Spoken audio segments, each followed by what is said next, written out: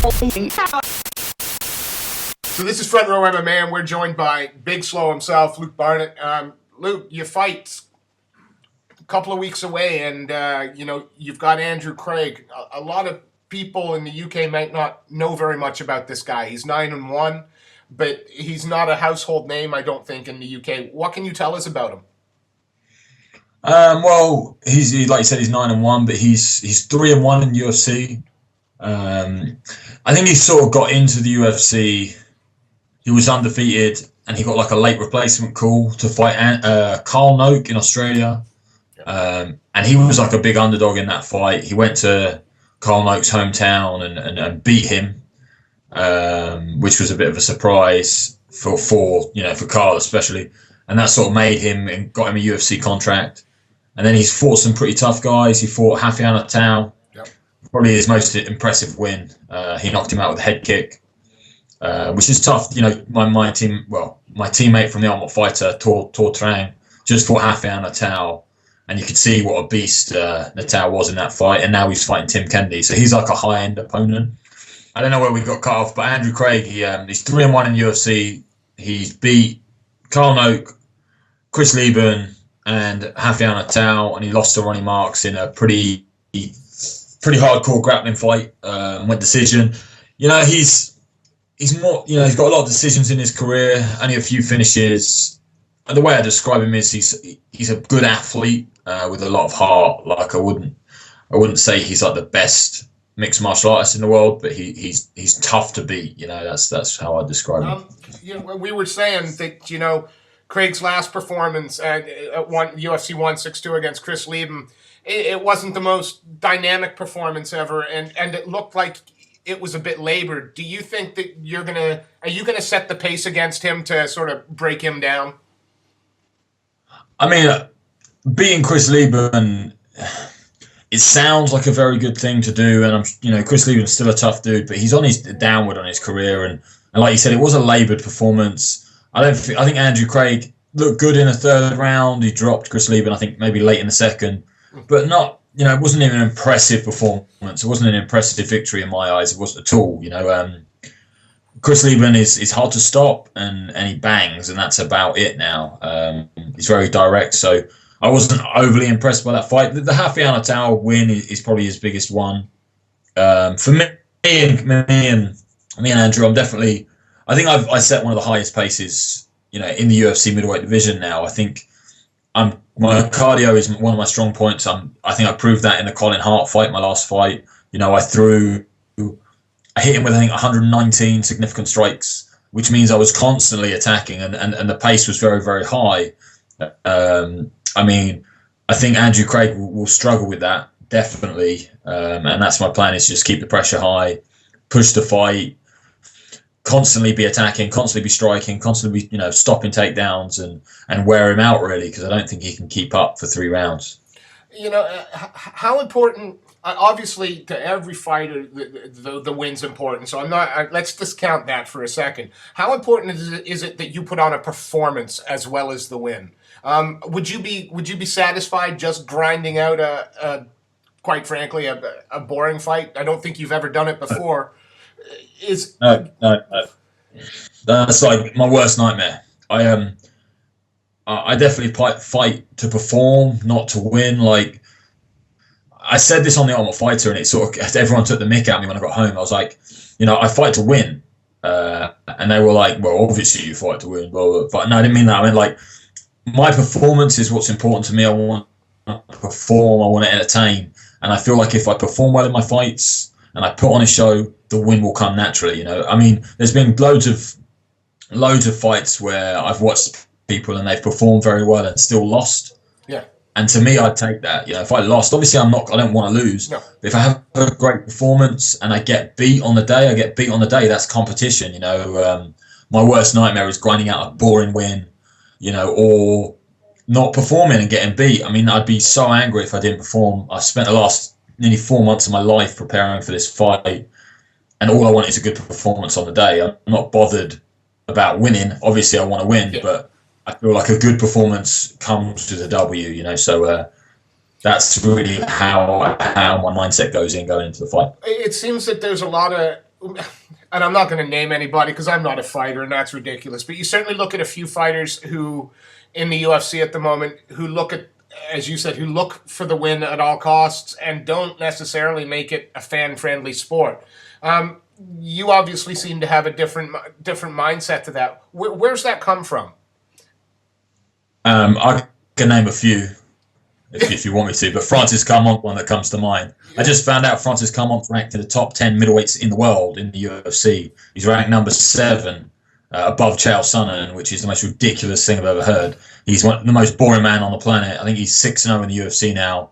He's won 2 dodgy decisions and just had the most boring fight impossible against Costa Philippou. So I would never put him in the top 10 because he's so boring. But moving on, like for me, I don't know where it comes from. I just think, it sounds like, so when a fighter says that winning is important to me, don't get me wrong, but I don't fight to win. I fight for me to perform and to feel proud of myself.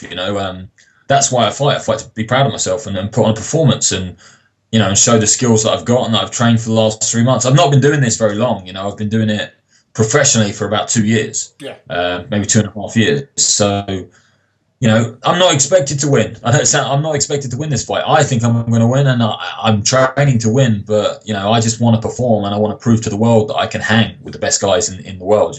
That's what I want to do. And you in the Tough series, you were on Team Sonnen, and it seems to me that he's coming with you. He's coming to the corner. What is he going to bring to the corner for you that perhaps your usual cornerman didn't?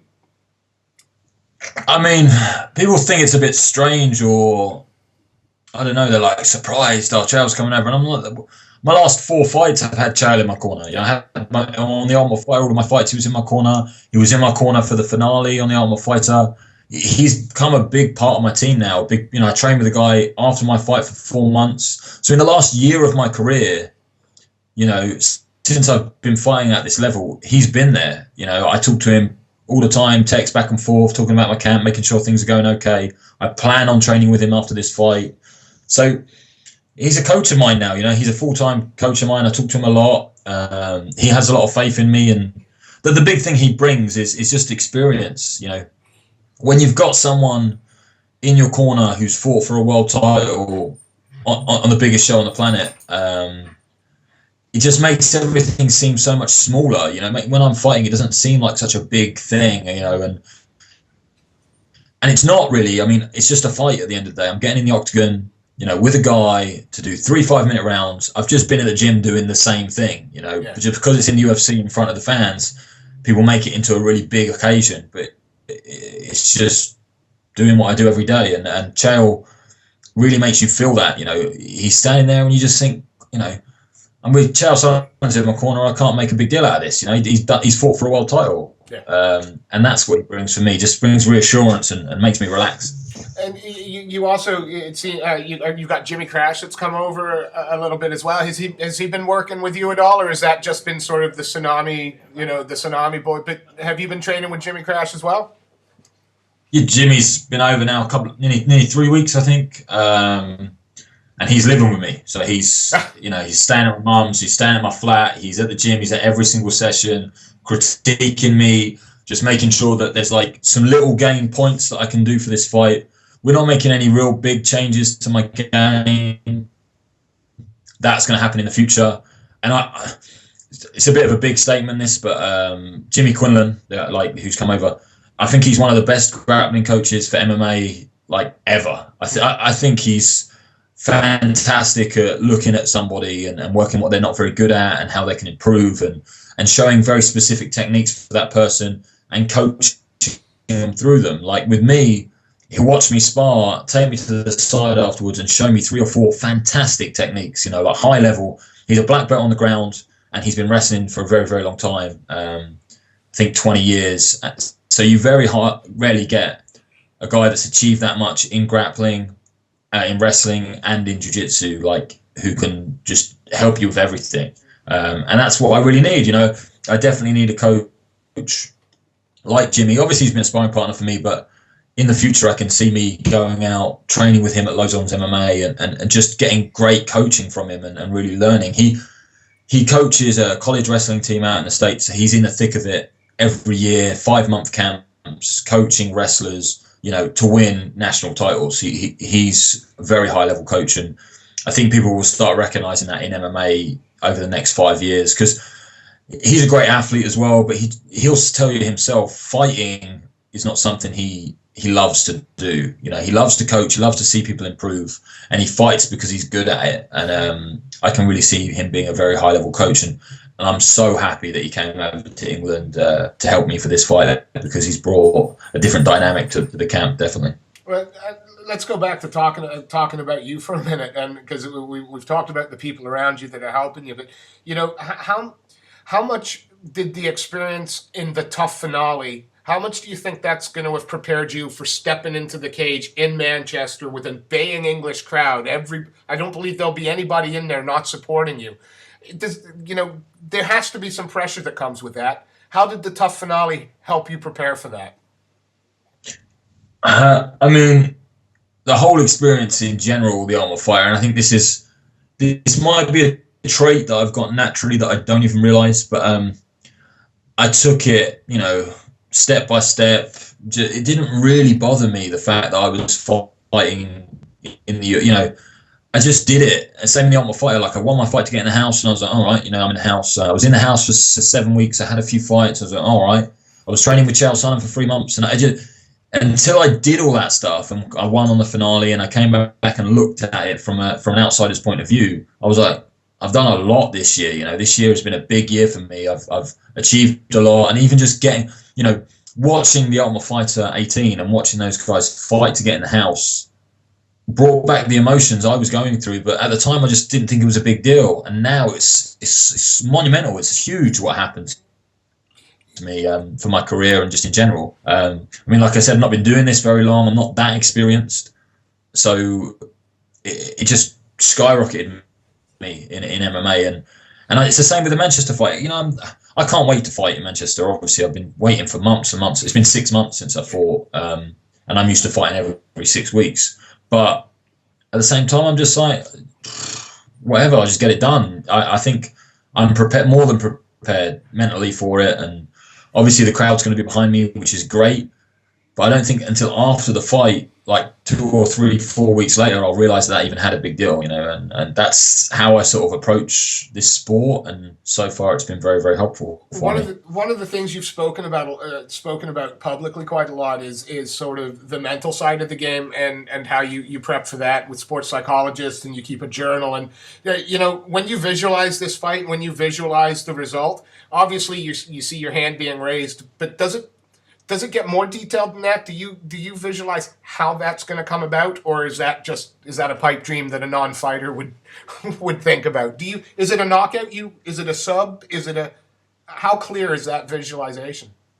It's 100% clear down to the technique I'm going to use, But I do different visualization techniques. So, like, for the first 3 weeks of my camp, when I know who I'm fighting, you just find out who you're going to fight. I visualize all the things that can go wrong. So I visualize everything. I visualize him on my back, choking me, hitting me, getting me in an armbar, triangling me, taking me down, everything going through my head, And I really visualize it and how I would react, how I would escape, how whatever would happen. And then as the camp builds, my tactics change with my visualization. And I think about, like, at the moment, all I'm thinking about for these weeks is the walkout, prepping for the fight, the feeling I have as I'm warming up, the walk when the crowd is behind me, what I think about that, getting into the octagon, think about that, having Andrew Craig across from me, thinking about that.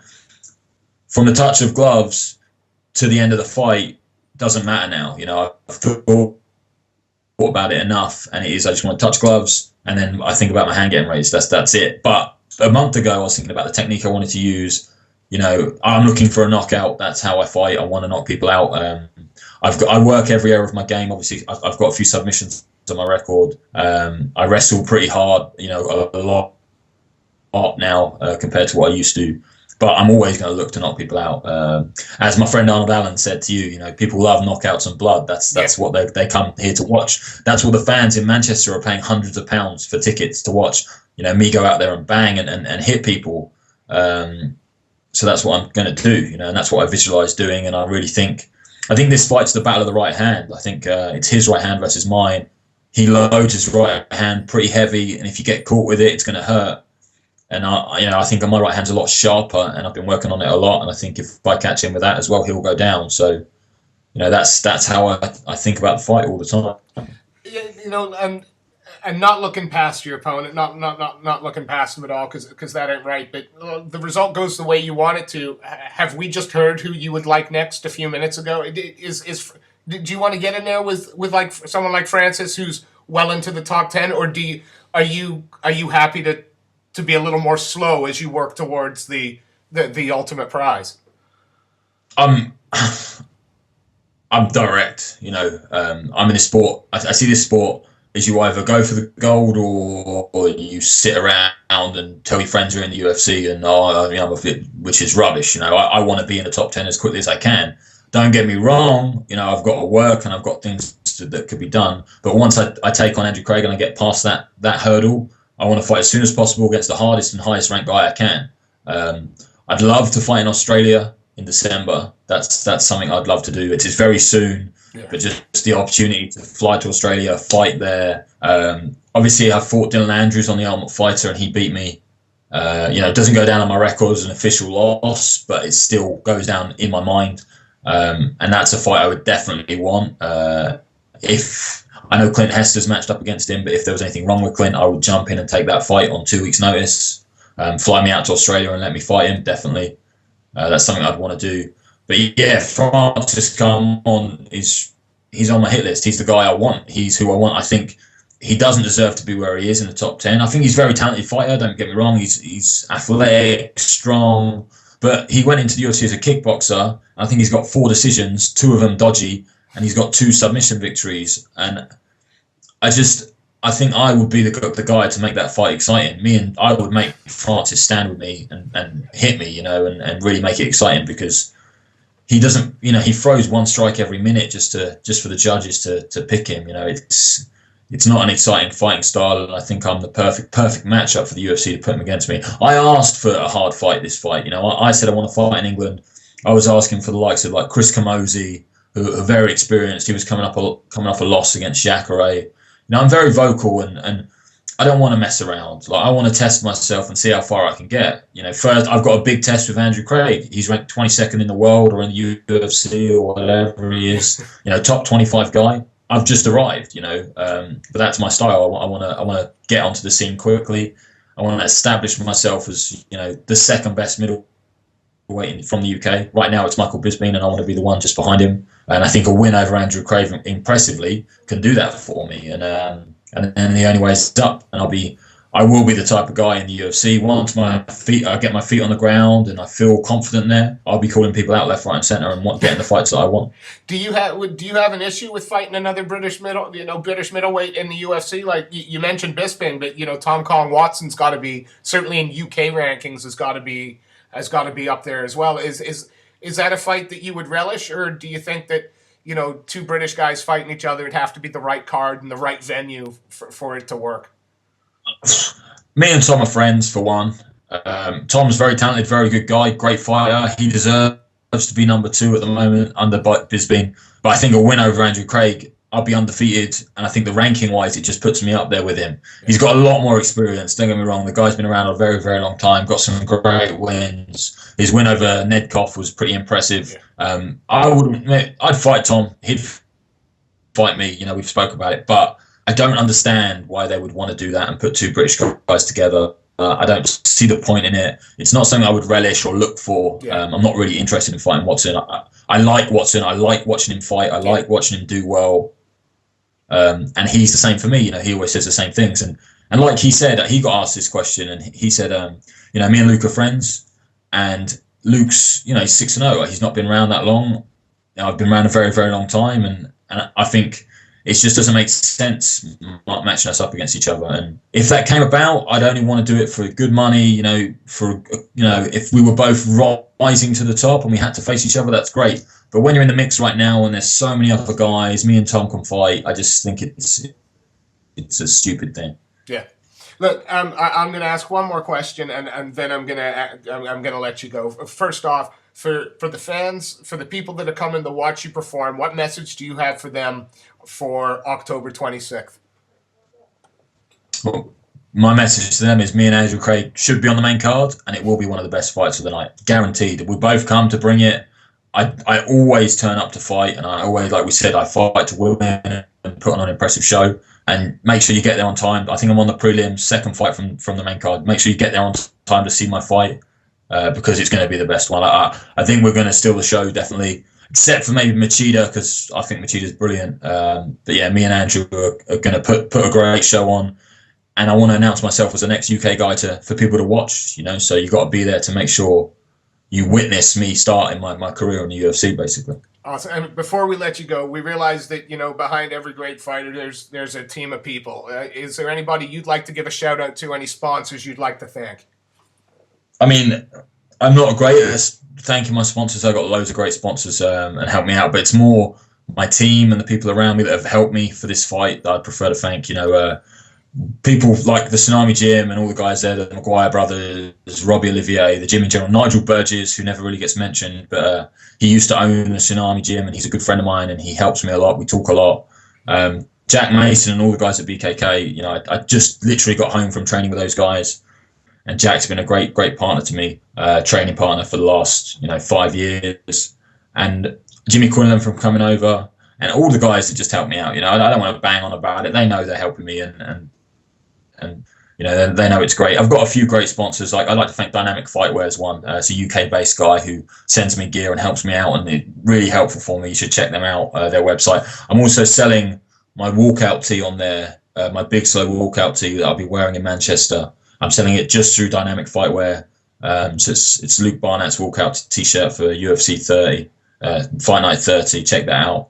If you want to support me on the night, buy a t-shirt and come to the show. Apart from that, all my sponsors will be represented well in the UFC, and there'll be loads of times to thank them. So I prefer to just thank everyone for listening to the interview and showing interest in the fights. No worries, Luke. Thanks so much for your time. Appreciate it. We know you got to be busy leading up to in the last couple of weeks. So thanks for joining us, and we wish you the best of luck in Manchester, and look forward to seeing you post fight. See you then. Thanks ever so much, mate. Thank you.